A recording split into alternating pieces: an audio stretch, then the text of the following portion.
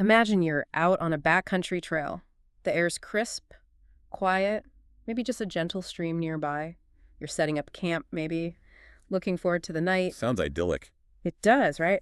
But what if that tranquility just shattered in like a blink? Right. What if that stream became this raging torrent, strong enough to sweep everything away? Your tent, your gear, maybe even the trail itself just disappears underwater. That's a terrifying thought. It is, and that's the shocking reality of flash floods, especially when you're out enjoying the great outdoors, maybe far from roads or towns. So today we're taking a deep dive into flash flood safety. We're really going to focus on how these things impact those of us who love being out in nature.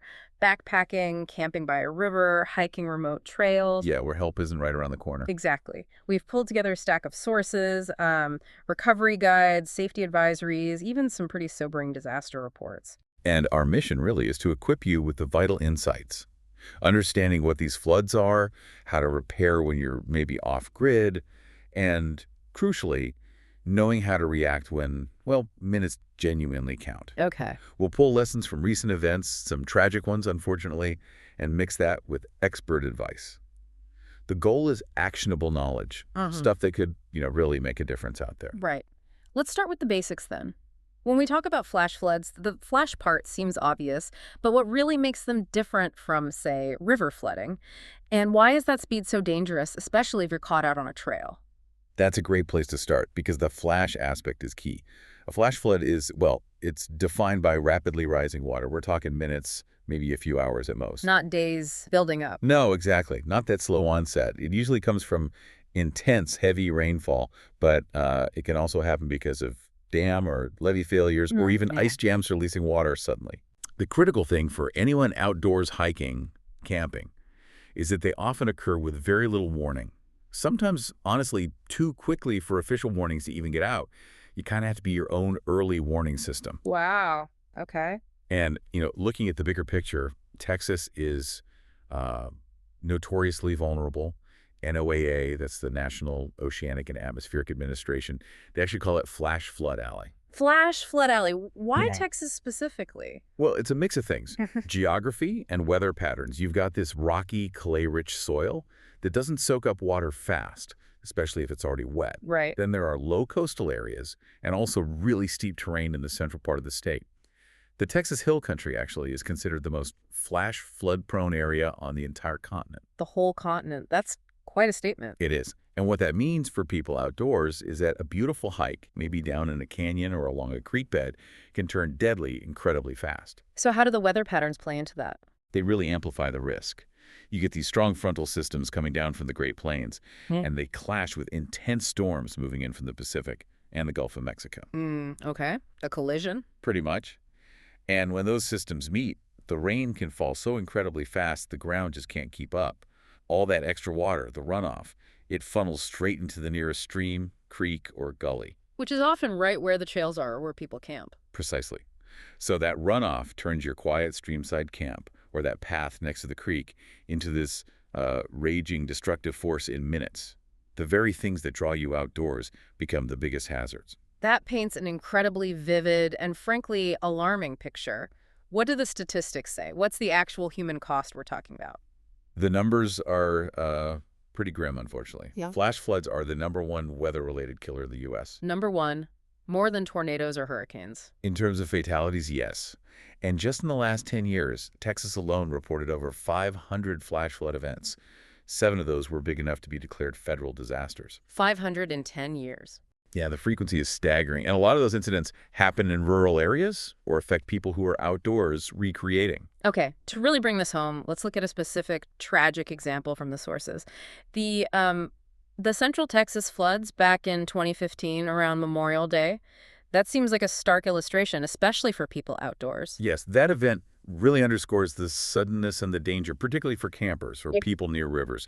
It was triggered by days of heavy, persistent rain. Right. What happened was over a foot of rain fell in less than 12 hours across a big chunk of the western Guadalupe River Basin. Yeah. Areas like Kerrville, Hunt, places popular for recreation. A foot of rain in half a day. Yeah, and the speed the water rose, it was terrifying. On the Blanco River near Wimberley, for instance, the river surged 26 feet in just 45 minutes.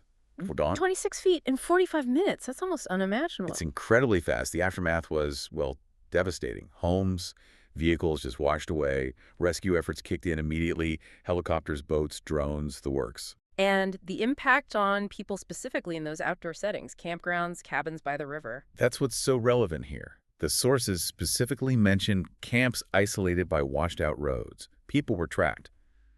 And, tragically, there were numerous fatalities, including people in cabins and RVs right along the riverbanks. Oh, no. It just highlights the extreme danger flash floods pose in those settings. It wasn't just a problem for towns. It hit people camping, recreating, right where they thought they were safe. That's just heartbreaking. And it drives home how quickly a beautiful spot can become a death trap. Okay, so given this power, this speed, especially if you were out there on a trail, miles from anywhere, or at a remote camp, what are the absolute crucial strategies for immediate safety? Right.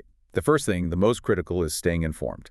You have to monitor local weather before your trip and during it if possible. Even if you're going off-grid? Especially then. Advanced warning, even a short one, is vital. If you're heading out hiking or camping, seriously consider a backup communication system with weather capabilities. A weather alert radio with backup batteries is good. A satellite messenger, even better if you're really remote. You need a way to get alerts even without cell service. Makes sense. Assume you might lose signal. Exactly. Then you need to understand the warnings. A flash flood watch means conditions are right for flooding. Be alert. Know your escape routes. Okay, watch means potential. Right. But a flash flood warning, that means it's happening now or it's about to. You need to move to safe, high ground immediately. No hesitation. None. But here's the kicker we mentioned. Sometimes these floods happen so fast there is no warning. That's why your own awareness, your own eyes and ears are critical. Yeah. Especially if you're deep in a canyon or a narrow valley. You have to constantly assess the situation yourself. You do. Look for rising water levels. Listen for unusual roaring sounds upstream. Be proactive. And that leads to the next point. Avoid low-lying areas. Obvious, maybe, but critical. Absolutely. Stay away from creeks, obviously. Trails that run right beside them. Culverts, dry washes, ponds, anything that looks like it channels water. Because during a flood, that's exactly what they do with incredible force. So if you see water starting to rise, even slightly... Move. Immediately. Yeah. Gets the highest ground you can possibly find. Don't wait to see how bad it gets. By then, it could be too late. Okay, clear advice. Now, you mentioned something earlier about vehicles, and there's a pretty shocking statistic in the sources about flood fatalities. Yeah, this one really stands out. Around 75%, 3/4 of flood-related deaths in Texas happen in vehicles. 75% in cars. That seems counterintuitive. It does, but it shows how deceptive floodwaters are. People try to drive through them thinking they can make it. Which leads directly to that slogan, turn around, don't drown. Exactly. It's not just catchy, it's life-saving advice. Never ever walk or drive through flooded roads.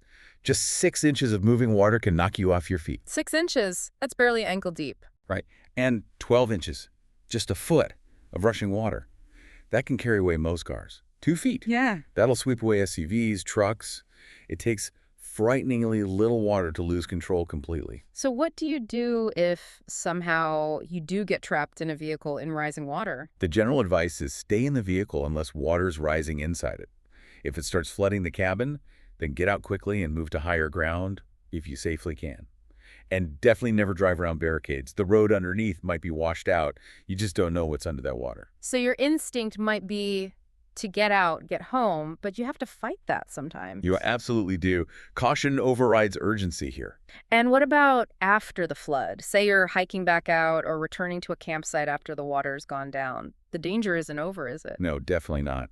Especially in wilder areas, you need to be super careful where floodwaters have receded. Watch out for hidden debris. Could be sharp metal, logs, anything. Critters too, I imagine.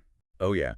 Snakes, fire ants, even alligators can get displaced and end up where you don't expect them. And maybe most importantly, floodwaters erode roads, trails, walkways. Paths you thought were solid might be completely unstable. So vigilance is key, even after the immediate flood threat seems over. Okay, so reacting in the moment is critical. But thinking longer term, how can people proactively prepare, especially, again, if you're planning to be off-grid, camping, far from easy help or supplies? Yeah, that proactive part is huge for outdoor trips. The core idea is building in redundancy and aiming for self-reliance for at least 72 hours. 72 hours, 3 days. Minimum. Because when you're off-grid, your normal lifelines, power, cell service, roads, they can just vanish. Yeah. So you need multiple ways to handle basics. Light, charging, cooking, all independent of infrastructure. Right, so what does that look like in a pack? Start with the essentials. At least a 3-day supply of non-perishable food. And water is critical, 1 gallon per person per day. That's your absolute baseline. Okay, food and water. What about light and power? Prioritize battery-powered lights. Good camping lanterns, reliable headlamps. They're way safer and more effective than candles. A solid power bank for your phone or GPS is essential. Any pro tips from the sources? Yeah, one interesting one was portable car battery jumpers that also have USB and AC ports. They can charge multiple things, even if your car's fine. Yeah. And for cooking, assuming it's safe and ventilated, a small butane or propane camping stove is great. Or those compact jet boil type systems are mentioned really good for just boiling water fast for dehydrated meals or coffee. No need for a big campfire. Gotcha. Faster, maybe safer? What about staying connected for info? Well, assuming your phone might work for alerts, you still need a backup. A battery-operated radio is key for official emergency broadcasts, like KTRE 740 AM was mentioned for Texas. That can be a lifeline. And personal gear? Beyond the basics? Think serious rain gear. Good rain suits, jackets, maybe even hip waders if you expect really wet conditions or need to cross shallow, safe water. One source even mentioned rain jackets and booties for dogs. No dogs. Yeah, to protect their paws from unseen debris if you have to walk through flooded areas, say on a trail back out. And maybe a bit extreme, but potentially life-saving. A small inflatable kayak was suggested. Could be used to traverse flooded paths or even streets if you had to evacuate that way. Wow, okay. That's really thinking outside the box. It sounds like planning for a pretty intense camping trip, even if it's just for potential emergencies. It does, but that mindset is crucial. And don't forget important documents. Right, even out camping. Well, maybe copies, Yeah. but certainly have the original safe somewhere. Critical financial, medical, legal docs in a waterproof bag, electronic copies backed up, take photos of valuables for insurance before a big trip, and always have some cash. ATMs won't work without power. Good point. And what about pets? Many people hike or camp with dogs. Crucial consideration. Pack their specific food, meds, carriers, copies of vet records, and a really important note, especially if a hurricane might cause the flooding. Don't board your pets if a major storm is predicted. Take them with you. Finding them later can be impossible, and shelters often can't take them during the crisis. That's a lot to think about, but it really boils down to being proactive and self-reliant, doesn't it? Having that kit ready year-round, especially during storm seasons, seems vital, whether you're at home or heading into the backcountry. So we've covered personal preparedness, but what about the bigger picture? Is anything being done to help whole communities, especially maybe rural ones that might be less equipped or face unique flooding challenges? Yeah, that's a really important area. There's some fascinating work happening, an NSF-funded research project in Texas, actually. It involves Rice University, Moody College of Communication at UT, and Texas A&M. Okay, what are they looking at? They're focusing specifically on rural communities, places like Fort Hancock out west and Prelont down south. These are often communities that don't get the same focus or resources as big cities during disasters. And what are they finding? One key thing is a misunderstanding of risk. People often don't really grasp terms like the 100-year floodplain. Which doesn't mean it floods only once a century. Exactly. It means there's a 1% chance of that level of flood happening any given year. That misunderstanding massively impacts how people prepare or don't prepare. Another big issue. The official hazard maps, like FEMA maps, they're often outdated. Outdated? How so? They tend to underestimate flood risks, especially in rural areas. They might show river flooding okay, but completely miss the dangers from, say, localized heavy rain overwhelming small drainage systems, which is often what hits these smaller communities hardest, and that leads to inadequate disaster assistance later. So the information isn't matching the reality on the ground? How are they trying to fix that? It raises that big question. How do you communicate complex stuff like hydrology in a way that actually connects? Their goal is, and I'm quoting loosely here, to shift that language and find better ways like using visuals to show people, in simple terms, how floods happen. so they can really comprehend the risk. Making it less abstract. Precisely. Yeah. And they're not just doing this in a lab. They're working directly with these communities, focus groups, roundtables to understand their specific values, their lifestyles. The aim is flood management that's genuinely people-centered and effective for them, not just a top-down plan. It's about building resilience from within the community. That makes so much sense. Taking complex science and making it immediately understandable, actionable for the people who need it most, that really delivers that aha moment, helping folks see the risk much more clearly than just staring at a technical map. Okay, so let's wrap this up. To summarize our deep dive today, flash floods are, well, they're fast, they can be silent killers, and they're an incredibly serious threat, especially when you're out camping, hiking, exploring the wilderness. Yeah. Personal readiness, really understanding the power of moving water, and paying close attention to warnings and your surroundings are just paramount. Absolutely.